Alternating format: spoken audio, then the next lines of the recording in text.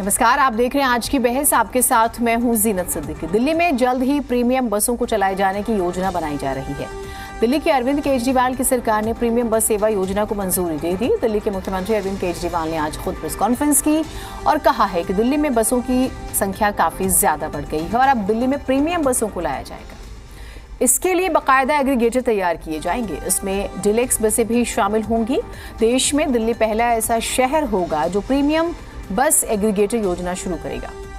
Premium बस सेवा योजना से वायु प्रदूषण की रोकथाम में भी काफी मदद मिलेगी। ये आम आदमी पार्टी यानी कि दिल्ली सरकार, मुख्यमंत्री अरविंद केजरीवाल कह रहे हैं। लेकिन बीजेपी ने इस पर सवाल उठाए हैं। बीजेपी कह रही है दरअसल योजनाओं में पहले भ्रष्टाचार का तरीका ढूंढ लिया जाता है, फिर योजनाएं लाई जाती हैं और इसी वजह से हमने 2017 में भी विरोध किया था और हम फिर से विरोध कर रहे हैं। अब ये बस दौड़ी नहीं, लेकिन सियासी सफर शुरू हो गया और कांग्रेस कहती है कि आप डीटीसी की हालत सुधार लीजिए पहले।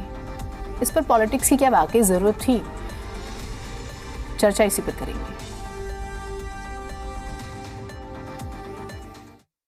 मिडिल क्लास और अपर मिडिल क्लास को भी अपनी अपनी गाड़ियां छोड़ के बसों में ट्रैवल करने के एनकरेज करने के लिए ये स्कीम लाई जा रही है, जिसके तहत प्रीमियम बसेस, लग्जरी बसेस, उनके एग्रीगेटर्स को लाइसेंस दिए जाएंगे ताकि एक लाइसेंस होल्डर कम से कम 25 लग्जरी बसेस लेके आएगा और वो लग्जरी बसेस दिल्ली की सड़कों पे चलेंगी। ये लग्जरी बसेस सभी एयर कंडीशनड होंगी। कम से कम 9 सीट से ज़्यादा होनी चाहिए, मतलब 9 सीट कम से कम। छोटी बस में 9 सीट होंगी, बाकी में बड़ी में और ज़्यादा होंगी। इन बसों में वाईफाई होगा, जीपीएस होगा, सीसीटीवी होगा। स्टैंडिंग अलाउड नहीं होगी, हर एक को सीट मिलेगी और सीट भी डिजिटली मिलेगी।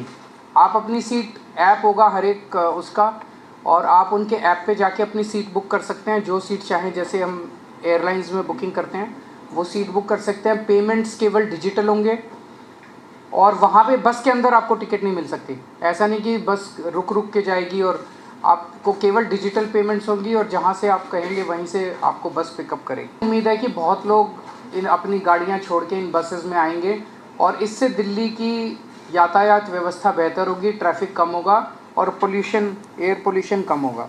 हर मामले में गोलमाल करती है, भ्रष्टाचार करती है। नीति लाने से पहले वेस्टेड इंटरेस्ट, निजी स्वार्थों को ध्यान में रख करके योजनाएं लाई जाती है। जिस तरह से शराब नीति में हुआ, जिस तरह से डीटीसी बस खरीद में हुआ, उसी तरह से प्रीमियम बस सर्विस में भी हुआ।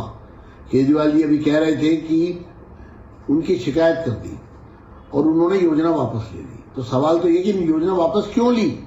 क्योंकि आप किसी प्राइवेट प्लेयर के साथ मिलकर के गोलमाल कर रहे थे, आपकी सरकार में बैठे हुए लोग।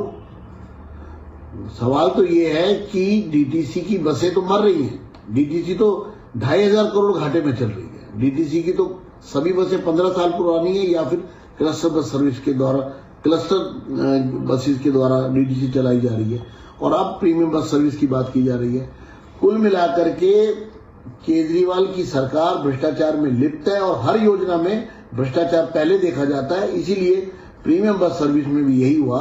ये आप खुद मानते हैं कि मोटर व्हीकल एक्ट दिल्ली में उस समय इस बात की इजाजत नहीं देता था, तो आप किस आधार पर चला रहे थे? और जब मोटर व्हीकल एक्ट आ गया तो उसके बाद आपने जो कार्रवाई की, उसके पीछे भी एक ही मंशा है, भ्रष्टाचार।